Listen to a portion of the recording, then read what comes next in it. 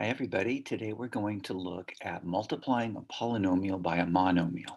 So we're just going to multiply polynomials.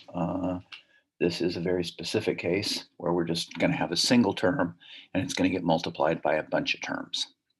You need to make sure you distribute it to all the terms. So in this case, it's probably familiar, this is just distributing.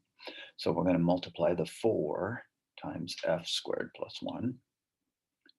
And there's two things to remember. You have to multiply coefficients and add exponents. That's pretty much it. The 4 has to be multiplied by both parts. So we have 4f squared plus 4, of course.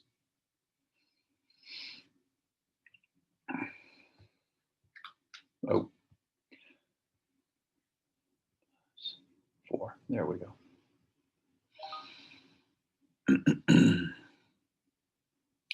Now in this one, we're going to distribute the negative 4a to both parts. Now eventually I'm going to stop showing all the steps. You have to multiply this monomial times both terms. Now, one of the things you want to remember is that coefficients are being multiplied. So we're multiplying the negative 4 times the 1 and getting negative 4, and the a times the a squared. And that's a times a times a, which is a cubed. And then I'm going to multiply the negative 4 times the 2, which is negative 8. And a times a is a squared. Couple of things. This is the same as minus 8a squared. And we normally write it just like that. So we have negative 4a cubed minus 8a squared. Oh, didn't get my minus in there. I don't know why it didn't go. Come on, get in there. There it is, finally. Okay, there we go. Oh no, it thought I was multiplying it. Yep. Unfortunately, we have to put the space again. Sometimes IXL requires a space when you have a negative. And sometimes if it doesn't interpret it correctly. So I've got to put a little space in between there. The way that it interpreted this was this 4a cubed times negative 8a squared instead of minus.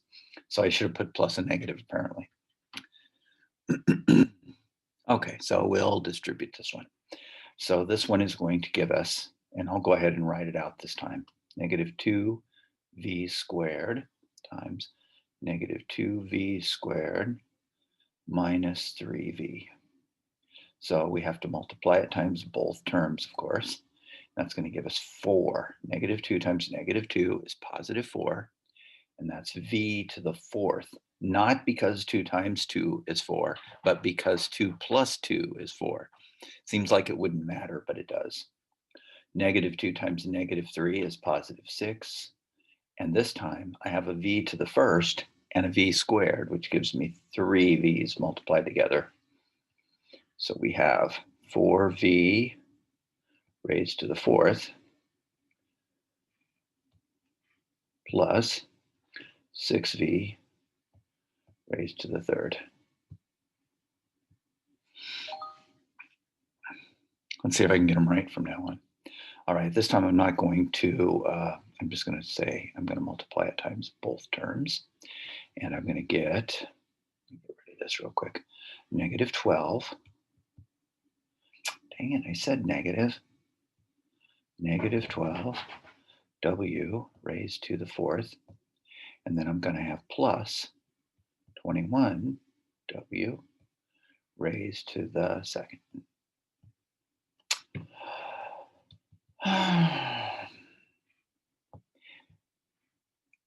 Plus 7w raised to the 2nd. There we go. Now it's right. All I had to do, 21. There we go. I multiplied the 3 times the -4 and got -12. I multiplied w squared times w squared, which is w to the 4th. I multiplied the 3 times the 7 to give me the 21, and the w squared is still there. Almost messed it up again. All right, we're going to multiply by -j. That gives us 2j cubed. 2j cubed. Got to make sure I hit this space here. There we go. Minus, this time I'm subtracting. Now, the problem is that they may count that as a negative instead of a subtraction. So a good idea is to put the space just to make sure. It's going to be 4j squared, isn't it? And that's it.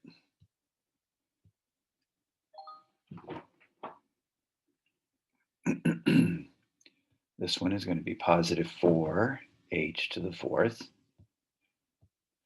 And then we're going to have a minus. And this is giving me problems. I don't know why. Space. There we go. 8h squared.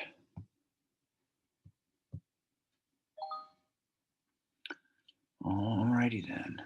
This one we have a negative times a negative in both cases, so we're going to end up with positives. I'm not particularly happy about the case that they keep multiplying squares and getting fourth powers out of it.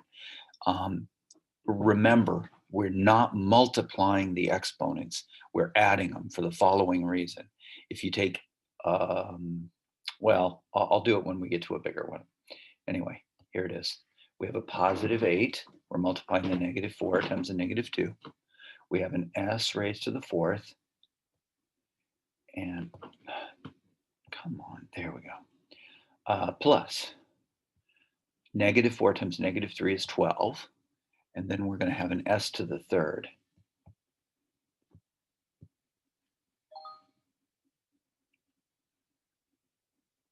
Now this time I'm going to have a -32.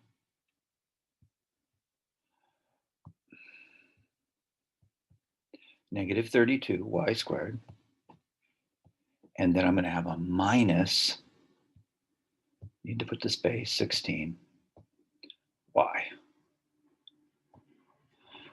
This time we're only multiplying the coefficients.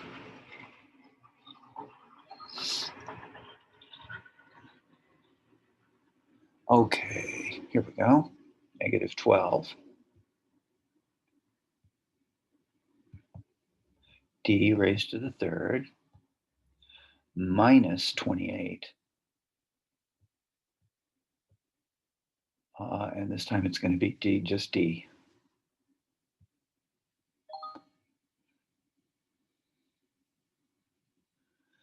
I want to get to a better example, but I'm not getting there. Okay, so we've got a positive 12 q squared. And it's going to be minus 6q, it looks like. Notice that that is a 1q, and the 1 is being multiplied by -6. Sorry if I seem like I'm frustrated. It's because I have a key that doesn't allow me to type very well. My negatives keeps getting covered up with the wrong thing. All right, so this one is going to be 12z squared. And now we're going to subtract 9. Be careful, don't add those. Z squared. Oh, what is wrong with me to the 4th? 4th, sorry. Z squared times Z squared, of course, is Z to the 4th.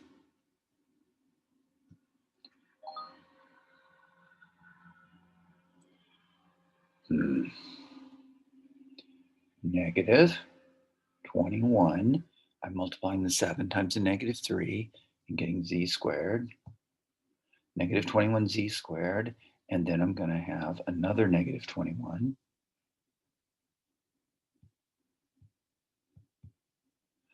Oh, I need to put a space probably. I might get away without putting the space, but I'm going to put it anyway, just to make sure it doesn't think it's a negative. So it looks like we have 21z squared minus 21z. Common mistake might be to think that you could put those together. Of course, they have different exponents, so they can't be added. Let's see what we got next. Oh, well, this one's a little better. At least we have a trinomial this time. And we're going to multiply the negative 2z times all the parts. Of course, we have to distribute it times all three terms this time. And I'm just going to get rid of this so it doesn't look ugly. And I get a negative 6z to the third. And then we're going to get a minus, if it'll actually let me type it, a minus 8z squared.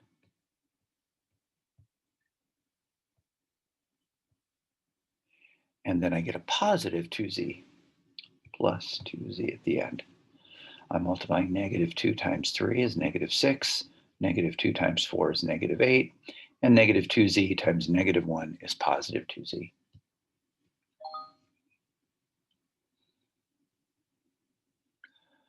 We get a negative 32. We're just multiplying the negative 8 times all three terms.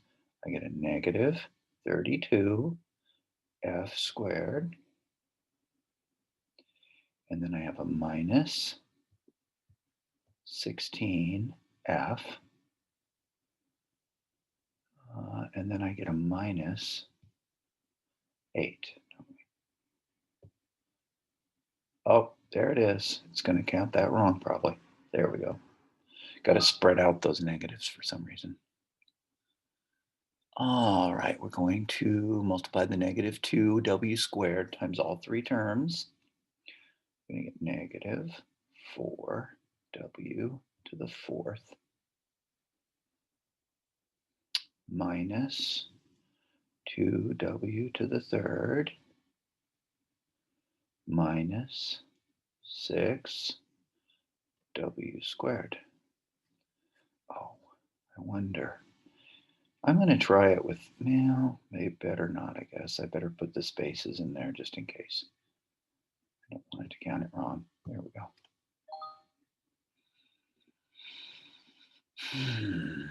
Multiply the 3 times all three terms. They seem to be getting easier instead of harder. It looks like we have a plus 12s, and we have a plus 12. Looks good.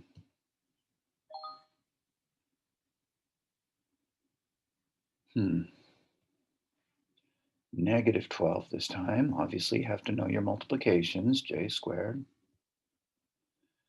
We get a plus this time, 18, j, and then we have a minus 24, don't we?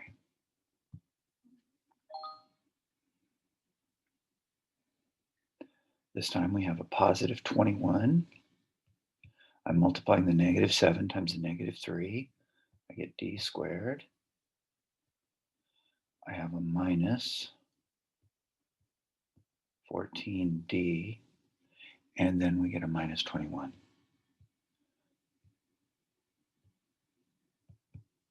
There we go. That's all there is to it. Hopefully we'll get one with a little higher exponents. I'm really wanted to discuss the idea of multiplying bigger exponents and talk about why it is that we add exponents, but I'm just not getting very good examples yet. So we'll try it later. Negative 4, we've got a q raised to the third, and then we're going to have a minus 8. I'm trying to remember to keep my spaces in there for my subtractions. And then we have a minus 16 q, it looks like. And it looks good.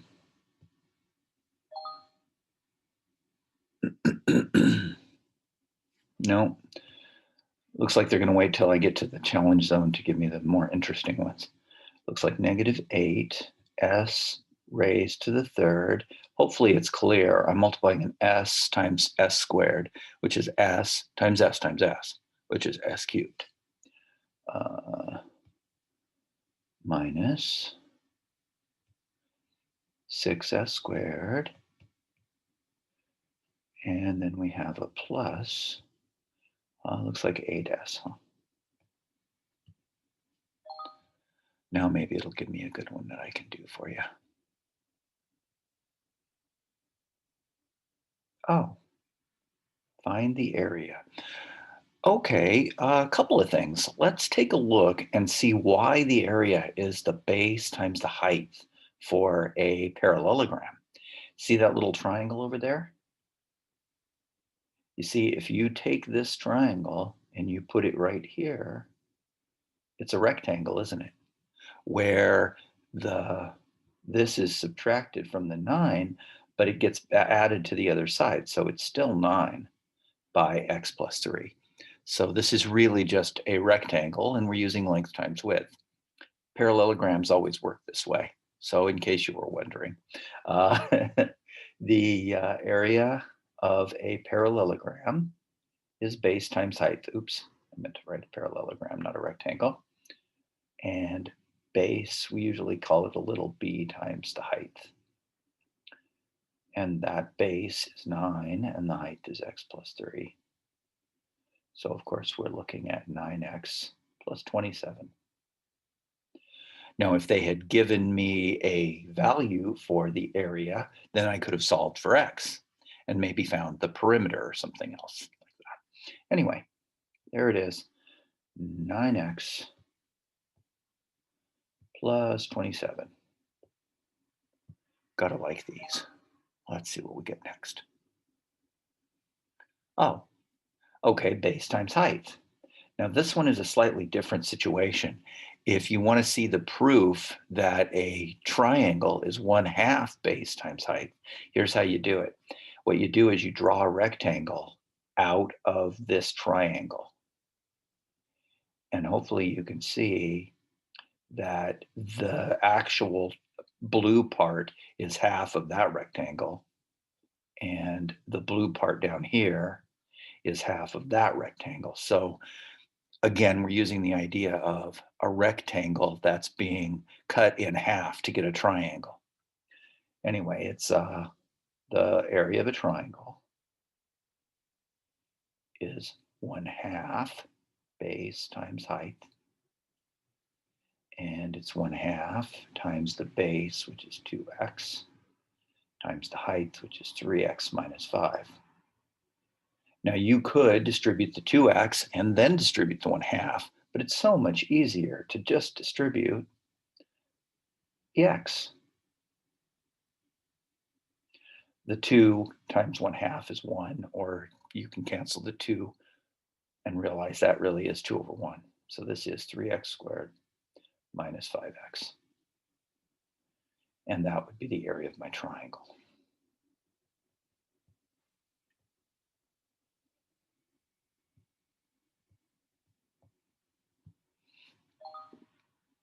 And let's see what we get next.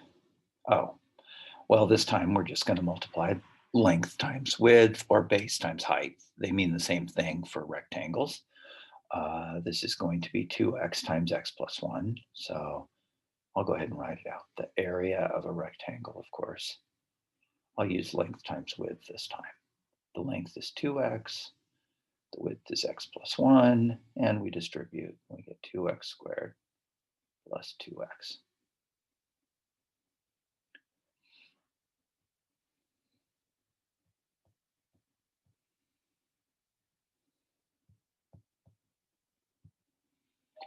And let's see what's the next one. Oh, it's a parallelogram on its side, but notice we could move that triangle over there, and sure enough, we get a rectangle.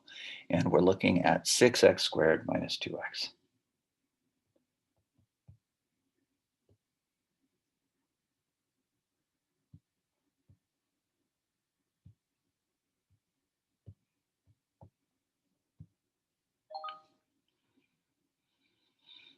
Hmm. 1/2 base times height. Well, this time it's a little harder, not especially, but notice that the area of our triangle is 1/2 base times height. And we're talking about half of 9 times the 2x minus 8. And a lot of people are going to go, well, I don't want to do the 4.5 and distribute that. Well, you don't have to. You could distribute the half first. Notice that that's the same as 9. And if I distribute this half times both parts, I get x minus 4, don't I? And that's going to be 9x minus 36. It wouldn't be wrong to multiply those first and then multiply the 4.5. It's just that it's a little more difficult. Anyway, 9x minus 36 is what we're looking at.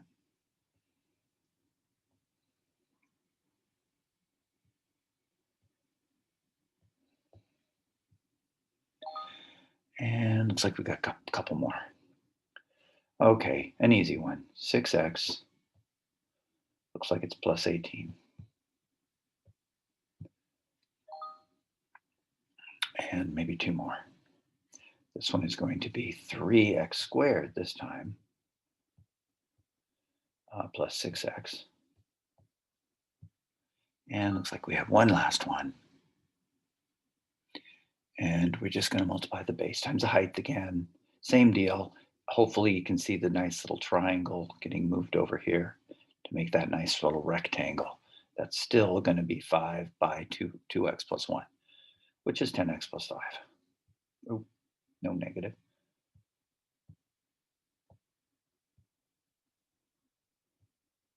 And I hope you guys will do it yourself and get your, oh, we have one more.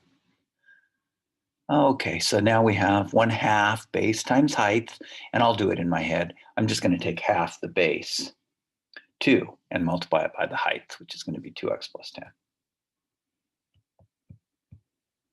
And now I'm done. And hope you guys will try it yourself.